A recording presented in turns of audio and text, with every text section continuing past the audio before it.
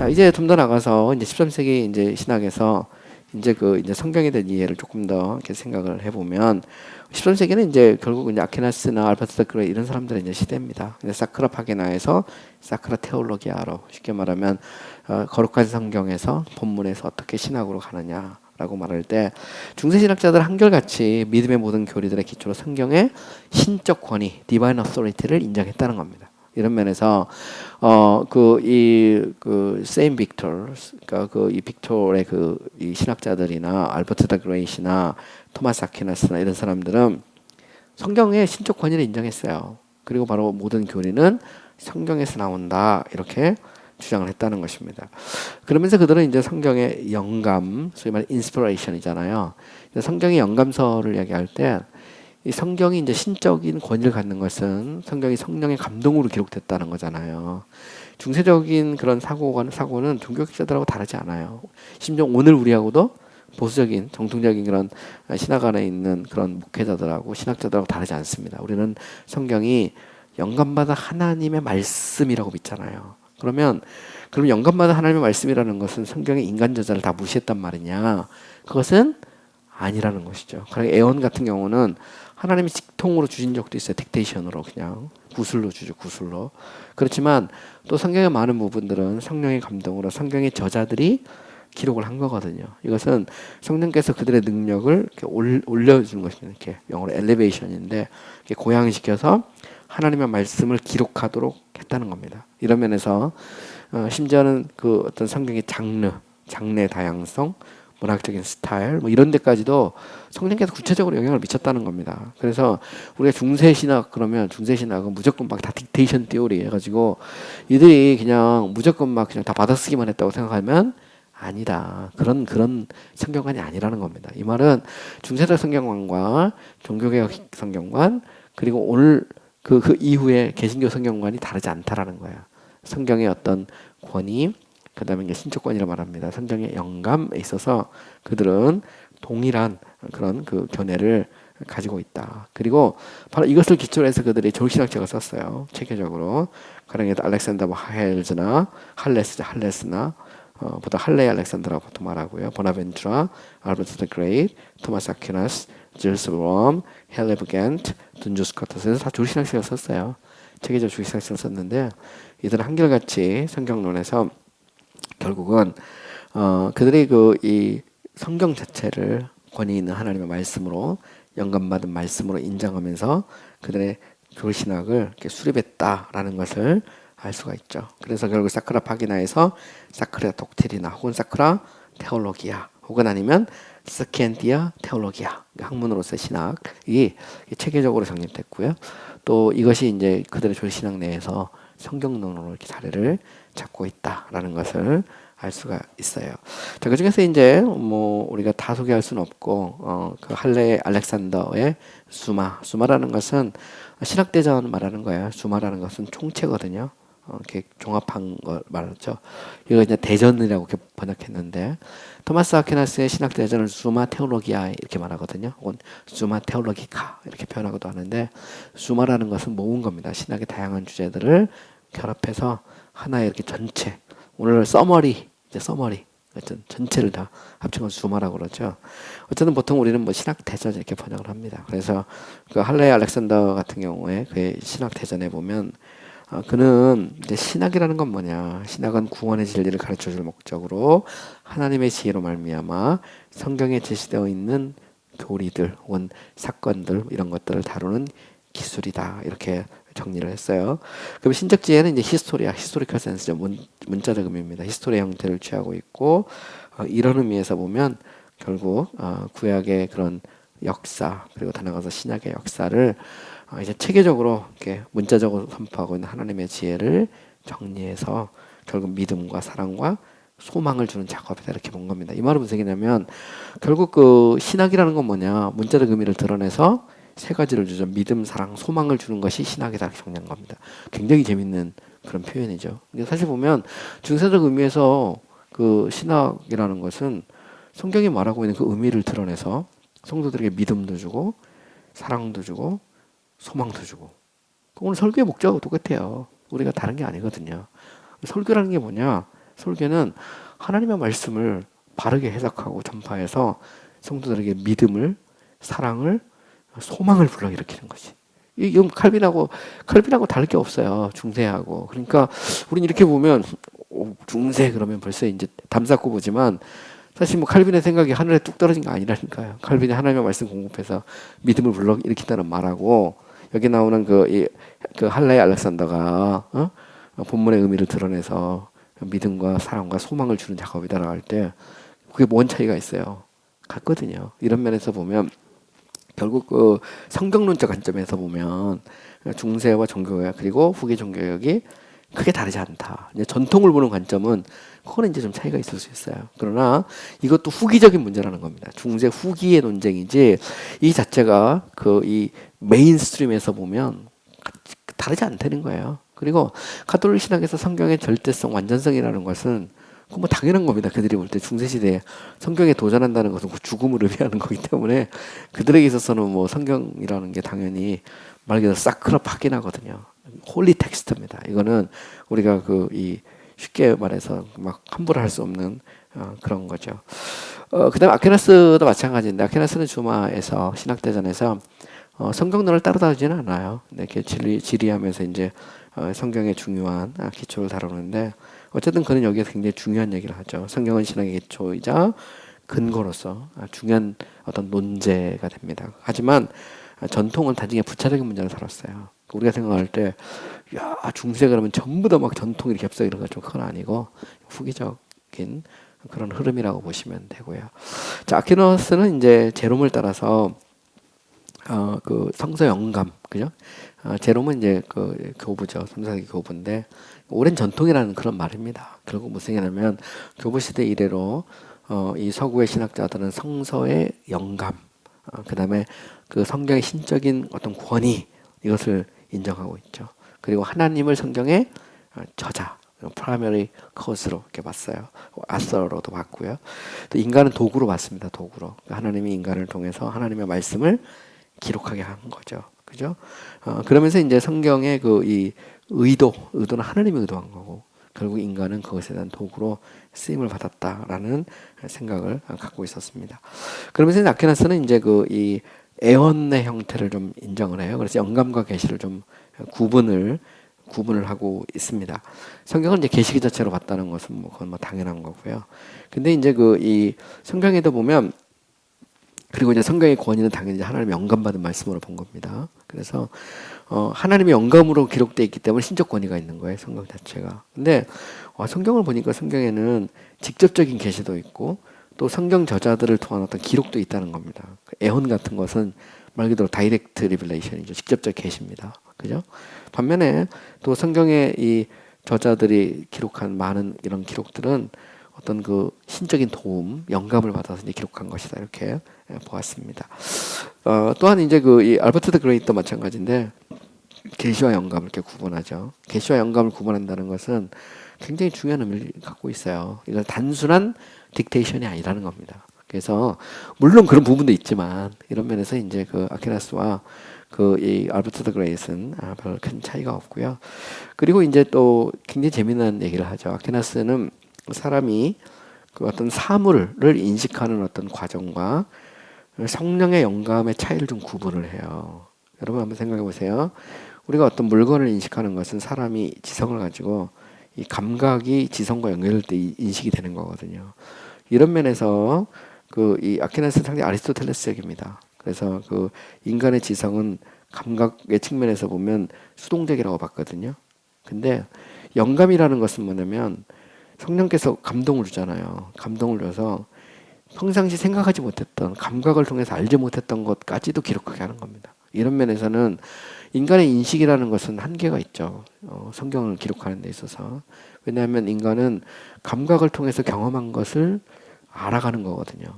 이런 면에서 보면 상당히 아리스토텔레스적이에요. 그래서 인식이라는 것은 경험적으로 봤거든요. 원래 아리스토텔레스는 플라톤 같은 경우는 선험적으로 봤고 플라톤은 어떤 사물을 인식할 수 있는 것은 이미 인간의 머릿속에 개념이 있다고 생각을 했어요. 그리고 그 개념을 통해서 사물을 아는 걸로 봤지만 아리스토텔레스는 이제 감각을 통해서 센스 데이터 아니면 센스 퍼셉션이라고 그러는데 그 이 감각을 인식하는 거거든요. 감각을 통해서. 근데 문제는 뭐냐면 성경의 저자들이 하나님에 대해서 기록할 때는 이 감각으로 인식이 안 되는 것들 있잖아요. 그죠? 이것은 영감을 통해서 주어지는 수밖에 없어요. 이런 면에서 이제 아퀴나스의 책을 읽어보면 아퀴나스는 영감과 계시의 문제를 다룰 때 단순한 인간의 인식의 과정과 성서의 저자들이 영감을 가지고 기록하는 것을 구분해야 된다. 이건 굉장히 중요한 의미를 갖고 있어요. 나중에 가면 여러분이 이제 성경 영감설에서 이제 보다 구체적으로 좀 세분화시켜서 설명할 때 완전 축자적 영감하고 역동적 영감설이 좀 차이가 있어요. 완전 축자적 영감이라는 건 뭐냐면 하나님께서 글자 한자 한자까지 성경의 저자들에게 감동을 줘서 영감으로 하나님이 원하는 것을 완벽하게 기록하겠다는 것이 완전 축자적 영감입니다. 역동적 영감설이라는 건 뭐냐면 하나님은 인간에게 아이디어를 주고 나머지는 인간이 자신의 경험 모든 것을 다 가지고 스스로 기록했다는 거예요. 이게 다이나믹 테오리거든요. 재밌는 것은 이와이 멀린스를 읽어보면 멀린스는 이제 경험에서 출발하잖아요. 근데 멀린스는 이제 계시론에 가면 계시 그 자체가 아니고 계시된 기록으로 봅니다. 영감설에 가면 멀린스는 성경을 역동적 영감설로 주장해요. 그는 완전 축자적 영감설은 구술설과 같기 때문에 받아들일 수 없다고 주장했습니다. 이 말은 무슨 얘기냐면 완전 축자적 영감설과 구술설을 동일시 보고 있어요. 그러면서 하나님은 아이디어만 줬고 나머지는 알아서 기록했다는 겁니다. 그렇기 때문에 성경에는 오류 가능성이 있을 수밖에 없죠. 그죠? 근데 그게 멀린스 생각이에요. 여러분들이 멀린스 읽어보면 다 나오는 얘기입니다. 그래서 멀린스는 역동적 영감설이거든요. 다이나믹 테오리예요. 그래서 하나님과 인간이 다이나믹하게 해가지고 막 그 관계 속에서 막 이 소리 쉽게 말하면 이제 이게 서로 밀고 당기고 밀당을 하면서 성경을 기록했다는 말입니다. 그것이 어떤 성경의 어떤 다이나믹한 어떤 뭔가를 준다는 건데 이게 아퀴나스의 생각하고 좀 다르죠. 아퀴나스 그걸 보면 깜짝 놀랄 겁니다. 왜냐면 아퀴나스가 느끼는 건 뭐냐면 성경에는 딕테이션도 있어요. 그걸 인정합니다. 아퀴나스는. 인정하지만 그러나 하나님께서는 성경을 기록할 때 성경의 저자에게 감동을 통해서 기록하게 하시죠. 그런데 이것은 인간의 센스 데이터 혹은 인간의 센스 퍼셉션을 통해서 인식하는 과정을 때로는 초월한다는 거예요. 이게 되게 중요한 포인트예요. 보면. 그래서 하나님이 원하는 것을 기록하게 하는 것이죠. 이런 면에서 성경에는 인간적 오류나 이런 게 있을 수가 없어요. 자체가. 여기에는 왜냐면 하나님이 인간을 통해서 그의 능력을 고양시켜서 일하는 거거든요. 반면에 역동적 영감설은 하나님은 아이디어만 주고 나머지는 다 인간이 하는 겁니다. 인간이. 그러다 보니까 성경에는 오류도 있고 문제도 있죠. 그러면 성경을 통해서 우리가 읽을 수 있는 것은 멀린스 같은 경우는 아이디어만 찾아내는 것에 그러나 이게 아퀴나스 같은 경우는 문자 한자 한자까지도 다 이게 성령의 감동으로 기록된 거거든요. 그래서 이 성경이 뭐라고 말하는지를 문자나 이런 것까지 어떤 그 그래머리컬한 거나 이런 거 다 찾아야 되거든요.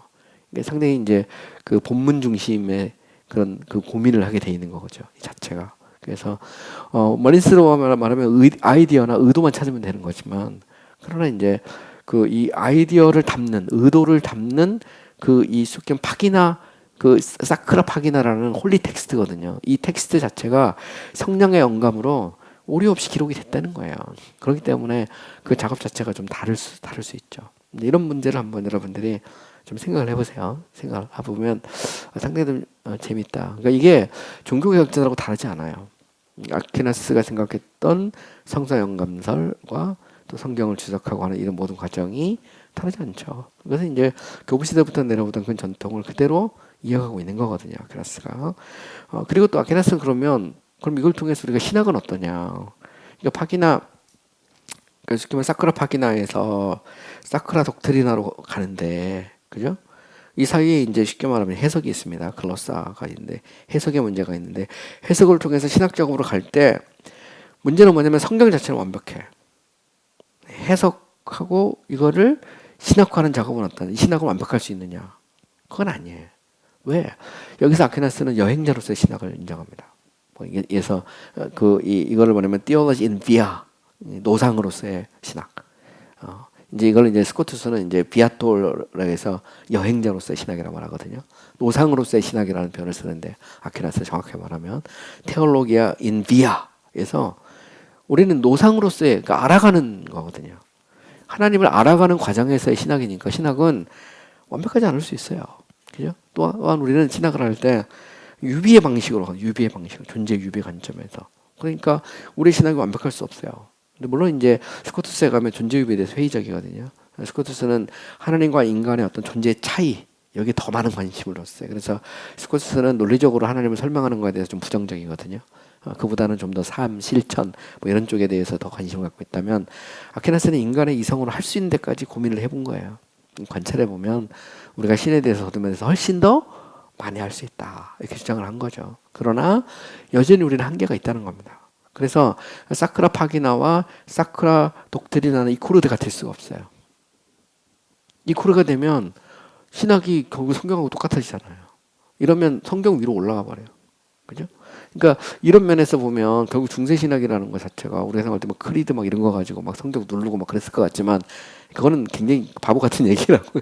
그건 아니고 그런 건 아니고 나중에 전통과의 관계 속에서 이제 그런 시도도 있긴 있지만 그러나 적어도 이제 그 이쪽 그 알버트 더 그레이시나 아케나스나 이런 중세의 그런 신학자들에게 보면 그런 모습이 없다는 겁니다. 그건 아니고 오히려 이들은 그 성경을 연구할 때 이 성경의 본래적 의미를 찾아가고 이 의미를 통해서 믿음과 사랑과 소망을 심어주고 또 그러면서도 때로 우리 한계를 인정하고 또 그러면 성경의 저자를 이제 성령으로 인간을 도구로 이런 면에서 인간은 연약하잖아요. 그럼에도 불구하고 우리가 거룩한 본문으로 사크라 파기나로서의 그런 이 신적 권위를 가질 수 있는 것은 하나님께서 그들의 능력을 이렇게 세워준 거죠. 왜냐하면 인간의 어떤 보편적인 그런 인식의 방식하고는 좀 다르다는 거예요. 근데 만약에 역동적 검사는 그 한계 속에서 보는 거거든요. 인간의 어떤 이 일반적 그런 그 인식의 과정 그 자체를 성경에도 이렇게 기록이 됐을 거고 그렇기 때문에 성경 속에서는 온갖 오류와 그런 문제들이 있을 거라고 본 거죠.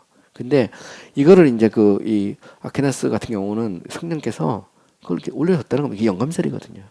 그래서 성경을 정확한 하나님의 말씀으로 기록하게 하셨다 이런 말입니다. 그다음에 이제 보나벤투라 같은 경우는 이제 되게 좀 재밌어요. 보나벤투라는 이제 이 아퀴나스보다는 좀 더 이제 신적 개입을 강조해요. 아퀴나스는 영감설에 있어서 신과 인간의 어떤 조화 이런 데에 대해서 이제 관심을 갖고 있었어요. 하지만 이제 이 보나벤투라 같은 경우는 좀 더 신적인 거, 그래서 좀 더 구술설에 가까운 이쪽으로 주장하는데 그가 사용하는 표현이 이제 divine illumination이라는 게 있어요. 성경의 저자에게 빛을 비춰줘가지고 하나님이 원하는 것을 기록하게 하는.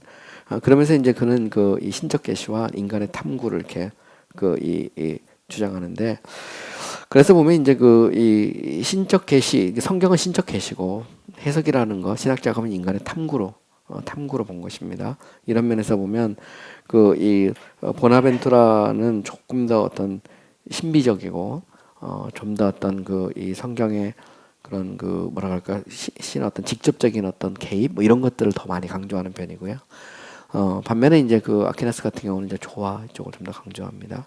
큰 틀에 있어서는 뭐 엄청난 차이가 보이지는 않는데 이건 상당히 어거스틴적입니다. 어거스틴적이고 보나벤투라나 어거스틴 같은 경우는 좀 더 어떤 구술설에 가까운 그러나 그렇다고 해서 인간 저자의 어떤 그런 개입이나 뭐 인간 저자의 어떤 역할 뭐 이 자체를 무시하지는 않습니다. 그러나 그보다는 좀 더 어떤 신적인 영역을 강조하려는 그런 모습을 보이고 있어요. 자, 그다음에 또 하나는 뭐냐면 이제 성경의 권위와 학문으로서의 신학에 대해서도 우리가 좀 생각해 볼 수가 있는데 이 말은 무슨 얘기냐면 결국 이 신학이라는 것은 뭐냐면 그 이제 하나님에 대한 학문이잖아요. 그러면 이제 하나님에 대해서 기록한 게 성경이고 이런 면에서 이제 하나님에 대한 학문으로서의 신학은 성경을 기초로 할 수밖에 없고 이것은 당연히 영감론과 이렇게 연결되어 있다는 그런 말입니다. 그래서 이제 알렉산더 할레 같은 경우는 결국 이제 신에 대한 지식은 신적 영감을 통해 신학으로 발전한다 이렇게 주장을 했어요. 그래서 이제 결국 이제 신학으로 이렇게 발전하게 되는데 성경 자체는 이제 성령의 감동으로 어떤 인간의 어떤 죄의 오염 여기서부터 이제 보존된다라는 그런 얘기를 했습니다.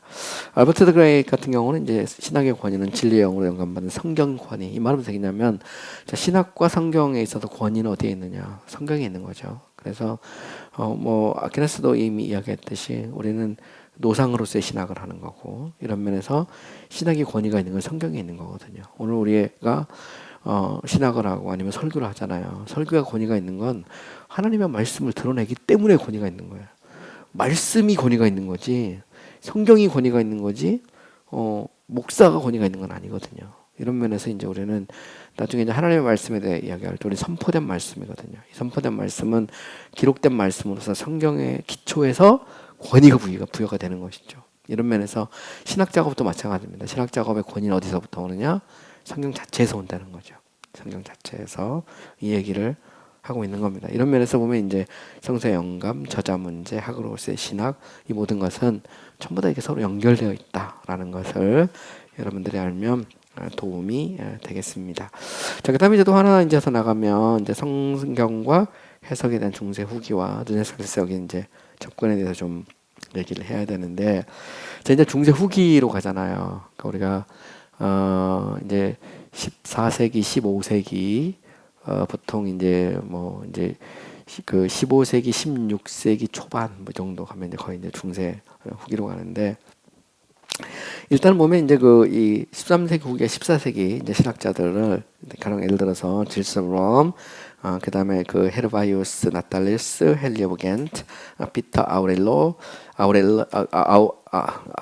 아우레올레, 그다음에 그 알폰수스 바가스 이런 사람들은 13세기 후반에 14세기 신학자들이에요. 근데 이들은 하나님은 성경의 일차적인 저자이며 인간은 도구이다. 아퀴나스와 같아요. 그래서 하나님은 성경의 우선적인 일차적인 저자이고 인간은 도구에 불과하다라고 해서 성경의 신적 권위를 인정하고 있다는 겁니다. 다시 말해서 아퀴나스가 13세기잖아요. 그러니까 13세기 후반에 그리고 14세기 초반, 14세기에 이제 활동했던 신학자들은 아퀴나스의 성서 영감과 권위를 그대로 받아들이고 있다는 겁니다. 이렇게 보면 결국 이제 그 이 성경은 내용적으로 볼 때 충분한 신학의 원천이며 규범이다. 신학의 원천이 성경이다라고 하는 것은 아퀴나스와 그 다음에 그 이 13세기 그 후반 14세기 신학자들이 차이가 없다. 이 얘기를 좀 하고 싶은 거예요.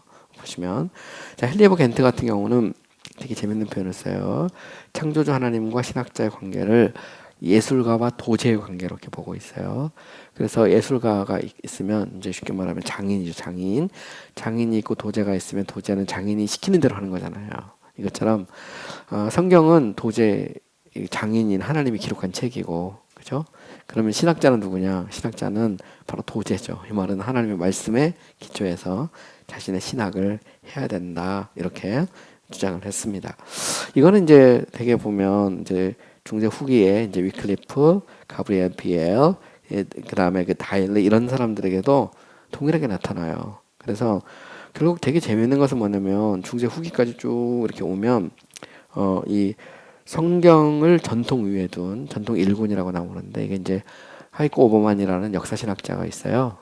이 하버드에서 가르쳤던 하이코 오버만이라는 신학자가 있는데, 중세 신학에서 그 이 성경과 전통의 관계를 전통일, 전통이 이렇게 구분해 설명을 해요. 그건 좀 있으면 제가 조금 더 자세히 이야기를 하는데, 어쨌든 보면 이제 중세의 주류 신학자들, 특별히 이제 잘 보시면 이미 이제 우리가 그 휴즈 오브 세인트 빅터 같은 경우, 그래서 그 앤드류 오브 세인트 빅터, 그다음에 알버트 더 그레이, 토마스 아퀴나스, 그다음에 뒤로 나오는 여러 앞에 나오는 뭐 세인트 오브 지어스나 헬리 오브 겐트나 이런 중세 신학자들, 그 덤더러에서 위클리프, 가브리엘 비엘, 데일 이런 사람까지 계속 오면 이들 한결같이 성경의 절대적 권위를 강조하고 있다는 겁니다. 중세 후기라고 해서 다 전통을 성경과 같이 두지는 않았다는 거예요. 결국은 이제 보면 위클리프 같은 사람들은 이제 종교학자가 되는 거잖아요. 보면 그래서 그 중세 후기라고 해서 그럼 전부 다 전통을 성경 위에 뒀느냐, 그건 아니다는 거예요. 그건 아니고 어쨌든 보면 이 중세도 중세 후기까지 변하지 않고 이런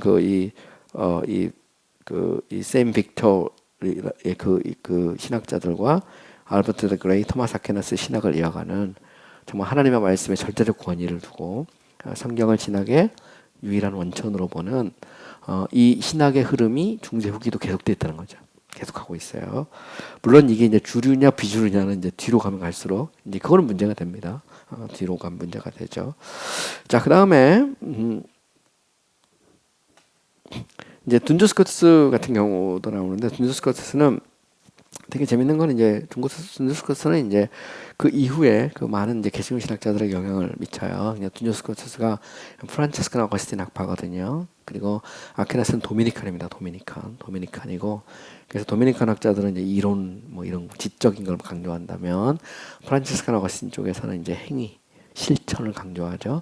둔저 스코트스는 이쪽에 영향을 미치고 있는 겁니다. 도미니칸 쪽에 있고, 그다음에 이제 스코트스 쪽이 있어요. 근데 둔저 스코트스 그러면 이제 대표적인 나그네 신학입니다. 나그네 신학. 이게 이제 존 버니는 철로역정에도 이제 구현이 되는 건데, 어쨌든 보면 자연적 이성으로는 하나님에 대해서 온전히 알 수 없다. 그래서 계시로서의 성경의 절대적 권위를 강조하죠. 그래서 사도적 믿음 뭐 이런 것들을 강조하는 사람이 바로 이제 이 둔저 스코트스예요.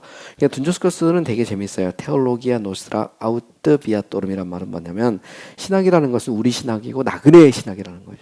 그러니까 신학의 한계와 나그네로서의 신학을 인정하는 겁니다. 그러면서 굉장히 재미난 얘기를 해요. 거룩한 성경은 나그네로서 교리를 구성하기에 충분하다. 사크라 스크립추라 수피키엔텔 콘티네트 독트리남 네케사리움 비아토리 이렇게 돼 있는데, 그냥 이걸 현대 영어로 이렇게 번역하면 Sacred Theology is sufficient 이 말입니다. To do doctrines necessary as travelers 이런 정도. 그래서 여행자로서 이 거룩한 신학, 여행자로서 거룩한 성경은 이 교리를 구성하는데 충분하다 이런 말입니다. 이해가시죠? 그래서 뭐 라틴어가 영어하고 좀 비슷하기 때문에 뭐 아주 어려운 건 아니고요. 대충 이렇게 보면 감이 올 겁니다. 네시스는 필수적이다 이런 말이니까. 이 말은 스코투스에게도, 그죠? 중세 후기에 영향을 미치는 스코투스도 성경이면 된다 생각했다는 거예요. 이게 전통 일에 속하고 있는 것이죠. 그래서 성경과 전통을 볼 때 당시 보면 중세의 그 거대한 흐름은 오직 성경, 하나님의 말씀을 기초로 해서 신학 작업을 했다라는 것을 알 수 있다는 것이죠. 하지만 여기서 이제 또 되게 재밌는 것이 있어요. 그건 뭐냐면, 그렇다고 해서 스코트스는 이제 전통에 대해서 아퀴나스보다는 좀 더 많은 그런 관심을 갖고 있었어요. 그래서 그 당시 보면 스코트스는 이 성경 외에 신조, 그 다음에 로마의 교회를 바로 이렇게 옆에 두려는 그런 경향이 있어요. 그래서 스코투스는 되게 재밌는 게 뭐냐면, 아퀴나스하고 좀 달라요. 스코투스는 성경의 절대적 권위를 인정하면서도 이것을 로마 교회의 틀 안에서 그것을 보려고 노력했던 사람이에요. 다시 보면 거기서 벗어나기보다는, 이런 면에서 이제 이 중세의 후기에서 전통과 성경을 거의 동일하게 두려는, 거의 전통 투에 가까운 그런 모습을 보이고 있는 사람이 둔저 스코트스예요. 그래서 둔저 스코트스는 약간 이중적인 측면이 있어요. 그러니까 아퀴나스는 성경과 전통을 놓고 볼 때 전통은 성경 밑으로 들어가야 됩니다. 이런 말이 솔라 스크립트라고 같아요. 이 말은 무슨 얘기냐면, 중세 후기의 그 전통에서 보면 칼빈이나 루터 같은 경우는 결국은 아퀴나스 전통을 따랐다는 걸 의미합니다. 스코트 전통보다는 이 부분에 있어서 아퀴나스 전통으로 다시 돌아가기를 원했던, 그 솔라 스크립타를 회복시키기를 원했다는 것을 볼 수가 있어요. 자, 그 다음에 이제 중세 후기와 르네상스 시대의 성경과 전통에서는 뭐냐면, 자, 이제 여기서 우리가 한 가지 생각해 볼 게 뭐냐면, 이게 이제 우리가 중세 스콜라주의 그러면 보통 우리는 이제 아리스토텔레스 뭐 생각 많이 하거든요. 철학. 왜냐면 아퀴나스가 아리스토텔레스 철학을 받아들여서 신학 작업을 합니다. 이런 면에서 중세 그러면 아퀴나스의 철학, 아리스토텔레스가 가지고 좀 사변적인 어떤 신학을 하지 않았을까 이렇게 생각을 하기가 쉬워요. 그런데 꼭 그런 건 아닙니다. 물론 아퀴나스 신학은 굉장히 좀 합리적인 사변적인 그런 측면이 있고 지성적인 측면이 있지만, 그럼에도 불구하고 아퀴나스는 어거스틴적인 전통을 이렇게 따라가는 그런 흐름을 갖고 있어요. 계속해서 이런 면에서 어거스틴적이고 기독론 같은 데 보면 안셀름적인 그런 경향을 갖고 있거든요. 그러니까 아퀴나스는 상당히 정통주의적인 어떤 신학을 이렇게 가고 있는 그런 모습을 보여줘요. 어쨌든 보면 이제 결국은 그 합리적 어떤 진리의 문제, 초자연적인 어떤 진리와 어떤 관계의 문제도 있고요. 또 하나는 이미 이제 계속 얘기했지만 성경의 본성과 권위의 문제, 이 문제도 우리가 좀 생각해 볼 수 있고요. 또 다른 하나는 이제 결국 전통과 성경의 문제, 이게 이제 되게 중요합니다. 중세 큰 흐름으로 보면 중세 큰 흐름에서 성경과 전통은 싸우지 않는 걸로 봤어요. 이 말은 무슨 얘기냐면 큰 흐름으로 보면 그들은 성경의 절대적 권위를 인정하면서 전통은 성경 밑으로 들어갔어요. 큰 흐름으로. 중세의 흐름은 그렇습니다. 이거를 이제 여러분들이 좀 이렇게 기본적으로 인정할 필요가 있고요. 이런 면에서 이제 솔라스크립트라고 하는 것은 무슨 의미냐면 이 솔라스크립트라는 것은 이것은 종교개혁자들이 만들어낸 개념이 아니라는 거예요. 이것은 중세에서부터 저 멀리 교부에서부터 중세를 관통하는 그 신학이에요. 그러니까 종교개혁자들이 솔라스크립트를 주장할 때 이들은 당시에 로마가 야 너희들은 교부들과 중세의 그런 신학자들에 대해서 도전하는 것이다라고 말할 때 그들은 거기에 대해서 반박할 수 있었어요. 우리가 하는 것은 우리가 말하는 오직 성경이란 말은 그것은 중세와 교부의 신학을 뒤엎는 게 아니다. 우리는 오히려 그들의 신학에 더 충실하단 말이죠. 얼마든지 예를 들 수 있었다는 거죠. 보면 왜냐하면 이 종교개혁자들이 결국 이제 이야기한 게 결국 너희들 솔라스크립트를 하면서 교회를 향해 도전하는 거잖아요. 결국은 로마 교회 도전하고 그리고 이제 그 전통이 잘못됐다고 얘기하는 거잖아요. 이런 면에서 보면 너희들은 전통을 어긴 것이다. 이단자들 이렇게 말할 때 그렇지 않다. 우리는 바로 이 교부와 그 다음에 중세의 그런 이 신학자들을 관통하는 그런 이 오직 성경이라는 그 개념에 우리는 서 있다. 이런 의미라는 겁니다. 그래서 솔라스크립트라는 갑자기 하늘에서 떨어진 어떤 단절된 개념이 아니고 원래 교회가 오랜 세월 동안 유지하고 주장했던 것을 회복하는 운동이라는 거죠. 그 원리에 따르면 결국은 너희들이 잘못된 거다 이런 말입니다. 그거는 뭘 보면 알 수 있냐면 가령 예를 들어서 위클리프나 야너스가 콘스탄스 공회에서 이제 이단으로 정제되거든요. 이단으로 정제될 때 이때 이제 이 이단으로 그들이 이제 이 정제될 때 이때 이제 그들의 가장 핵심적인 이슈는 뭐냐? 그건 뭐냐면 유클리프와 허스가 이제 교회 잘못된 제도를 비판하거든요. 비판할 때 유클리프와 허스는 어디에서 호소했냐면 교회 전통에 호소를 한 거예요. 오히려.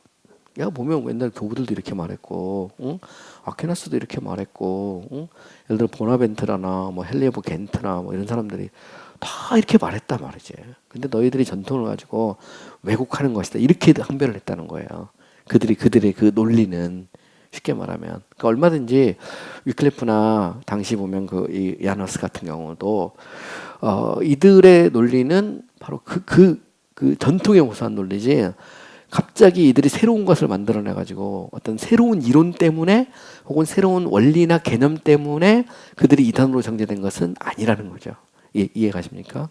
조금 어려운 얘기일 수도 있는데 어쨌든 그들은 보면 지금 교회 전통으로 볼 때 너희들이 틀렸다는 거거든요. 쉽게 말하면. 근데 물론 그들이 그렇게 주장할 때는 앞에 거 막 가져옵니다. 서로 가져오고 싸우거든요. 옛날 논쟁할 때 보면 결국 그들은 이제 전통에 호소를 하거든요. 호소를 하는데 문제는 그 전통에 호소할 때 그들이 뭘 주장했냐는 거예요. 뭘 주장했느냐. 결국 그들은 성경의 절대적 권위, 영감, 그죠? 그 다음에 이 오직 하나님의 말씀으로 쓰였던 신학의 어떤 유일한 원천으로 쓰였던 권위 이런 걸 인정했다는 겁니다. 이런 면에서 보면 이것을 기초로 볼 때 너희가 이게 잘못됐다 이렇게 주장한 거거든요. 유클리프나 허스가. 그러니까 결국은 이들의 논리를 보면 종교개혁자는 이미 우리가 새로운 뭔가를 만들어내고 이렇게 주장한 게 아니라는 겁니다. 성경론에서. 이해가시죠? 그러니까 결국 종교개혁이라는 것은 교회론의 개혁이에요. 잘못된 교회론을 개혁한 거지 성경론을 개혁하고자 이들이 뛰어든 건 아니라는 겁니다. 그럼 정경 문제는 어떠냐? 정경은 아직 완성이 아직 안 된 거거든요. 이 문제는 이제 계속적인 이제 작업을 통해서 결국 이제 정경이 정리가 되는 겁니다. 그래서 중세 후기에 보면 전통에 대해서는 결국 이제 큰 두 개의 흐름이 있는데 해석의 문제예요. 전통일이라는 것은 뭐냐면 전통과 성경을 볼 때 결국 전통이라는 것은 성경 밑으로 가는 겁니다. 이게 전통일이죠. 이게 이제 중세의 거대한 도도한 흐름이라는 겁니다. 전통투라고 하는 것은 성경과 전통으로 볼 때 동등하게 두거나 전통을 위로 올리는 겁니다. 이게 전통투예요. 전통투. 근데 이제 이미 이제 둔저스커스 같은 경우는 이제 이걸 이렇게 같이 보려는 그런 경향이 있었고요. 또 중세 후기로 점점 초기부터 해서 가면서 전통을 강조하는 그런 흐름들이 있었어요. 그래서 보통 이제 이중적 원천 이론이라고 해서 투 소스 티오리라고 그러는데 가령 이브 오브 샬트르 같은 경우나 그라티안 오브 볼로냐 이런 사람들은 성경 신학을 할 때는 두 개 필요하다는 겁니다. 하나는 성경이란 전통이 있고 또 다른 하나는 말 그대로 그 이 전통, 교회적 전승이 있다는 거죠. 그래서 전승에는 어파스톨릭 트래디션하고 에클레지아스틱 트래디션이 있는데 이 두 개가 다 있다는 겁니다. 그래서 예수님이 이제 그 부활하고 다시 오실 때까지 교회를 통해 특별히 교황을 통해서 하나님께서 계속 진리를 줬다는 거예요. 그리고 이것이 성경과 동일한 권위를 갖는다는 거거든요. 이렇게 주장한 사람들이 있었던 거고 결국 중세 후기에는 이제 이 사람들이 승리를 한 겁니다. 교회적으로 로마 교회로 보면 반면에 여기 대해서 반발하는 사람들이 계속 있었던 거고 그래서 결국은 유클리프나 허스나 이런 사람들이 이제 화형당하고 막 그럴 때 그들의 논리는 솔라스크립트라라고 주장할 때 그 솔라스크립트라는 없는 것을 말한 게 아니고 원래 있는데 왜 이걸 버리느냐 이렇게 간 거예요. 이해 가시죠? 이런 면에서 이게 참 이게 생각을 해봐야 된다는 겁니다. 어쨌든 보면 이 사람들에게는 이제 두 개를 얘기한 거예요. 그래서 교회의 권위가 나를 움직이지 않는다면 복음을 믿지 않을 것이다라고 말한 어거스틴, 특별히 어거스틴을 많이 인용했거든요. 이제 어거스틴이 그런 얘기를 했어요. 나는 가톨릭 교회의 권위가 나를 움직이지 않는다면 복음을 믿지 않을 것이다. 이 말은 무슨 얘기냐면 가톨릭 교회가 전해온 바른 복음을 말하는 거거든요. 가톨릭 교회가 말하면 뭐든지 따른다가 아니고 근데 이들은 이걸 왜곡한 거거든요. 그러니까 어거스틴이 이런 말을 했어요. 이런 말을 했는데 이거 가지고 이제 계속해서 구워 삶아 먹은 거거든요. 그래가지고 야 어거스틴도 가톨릭 교회가 나를 움직이지 않으면 나도 복음을 안 믿는다 그랬으니까 어거스틴도 가톨릭 교회의 권위와 복음을 해볼 때 가톨릭 교회의 권위를 동일하게 뒀거나 위에 뒀다 이렇게 한 거거든요. 근데 그 당시만 해도 어거스틴이 생각하는 교회는 진리를 바로 전하는 교회거든요. 이런 면에서 뭐 이거는 나는 이제 교회가 말한 것대로 나는 믿는다 이런 말이었는데 나중에 가면 이게 이 전통 투로 가면 이게 위로 올라가 버리는 거거든요. 이제 이런 이제 측면이 있고요. 또 더 나아가서 중세 후기의 신학자들이라고 해서요 다 그러면 전통 투로 갔느냐 그건 아니라는 겁니다. 거의 후반부에도 종교개혁 직전에 활동했던 가톨릭 신부들이거든요. 오캄이라든가 그다음에 그 데일리나 비헬 이런 사람들은 계시를 유일한 성경의 원천으로 봤어요. 전통은 아니다. 전통 그 밑으로 들어가야 되고 전통 오직 하나님의 말씀이 신학의 유일한 기초다 이렇게 주장을 했다는 것입니다. 그래서 보면 제가 소개를 하고 있는 오캄이나 다엘이나 가브리엘, 비엘 같은 심지어 그런 얘기를 했어요. 비엘은 성경의 권위는 교회 어떤 권위보다는 없다 이렇게 주장했습니다. 물론 비엘이 이제 화채설 같은 거는 이거는 이제 성경을 통해서 이게 증명하기 어렵기 때문에 교회 권위를 인정해야 된다 이렇게 주장을 했어요. 또한 신조 같은 것들도 이 신조 속에는 여러 가지 교회 전통들이 녹아들어 있다 이렇게 인정을 했습니다. 그러나 그럼에도 불구하고 그는 뭐라고 생각했냐면 결국 보면 교회라고 하는 것은 성경 밑으로 가야 된다 이렇게 생각을 했다는 겁니다. 이 말은 중세 후기의 신학자들이라고 해서 누구나 다 그런 건 아니죠. 이 말은 결국 종교개혁이라고 하는 것 자체가 카톨릭의 잘못된 것을 깨닫고 이게 일어나는 운동이거든요. 이 자체가. 그러니까 이 속에서 이들이 일어날 때 이들 안에는 두 개의 싸움이 있었던 겁니다. 그러니까 후반부 가면서 로마 교회가 계속해서 이 교회를 장악하고 세상의 어떤 정치를 장악하기 위해서 전통을 성경과 동일하게 두거나 위로 두려는 그런 시도들이 있었지만 여기다 반발하는 신학자들은 계속 있었다는 거죠. 계속. 그 중에서 이제 야너스 같은 사람들은 이제 거의 이제 사형선고 당할 때까지 가는 겁니다. 그런 피타 아우레올레나 그레고로 리미니 같은 경우도 다 마찬가지예요. 그레고리 리미니는 뭐라고 정했냐면 성경은 신학의 원천이며 성경의 직접적인 진술에 기초를 두지 않은 교회의 진술은 철회되어야 된다 규정했습니다. 여기 보면 피터 아우레올레나 그레고리 리미니는 가톨릭 신학자들이에요. 이들 안에서도 오직 성경을 정했던 사람들이 있었다는 거죠. 물론 여기에서 얀 허스나 유클리프처럼 용기를 내서 뛰쳐나온 사람도 있는 거고 그 안에서 이건 잘못됐다 이렇게 정한 사람들도 있었다 이런 얘기를 하고 있는 것입니다. 자 그러면서 이제 우리가 또 한 가지 생각할 건 뭐냐면 이런 이제 중세의 이제 문자득음이 성경의 문자득음에 대한 강조가 있었잖아요. 제가 이미 얘기했던 것처럼 꽈드리가 관련해서 휴즈 오브 세인트 빅터, 알버트 더 그레이, 토마스 아퀴나스는 문자득음이를 강조했어요. 그죠? 그 다음에 또 니콜라스 리라의 니콜라스는 중세 후반부에도 역시 마찬가지입니다. 문자득음이 신약과 구약의 권위 이런 것들에 대해서 이야기했고요.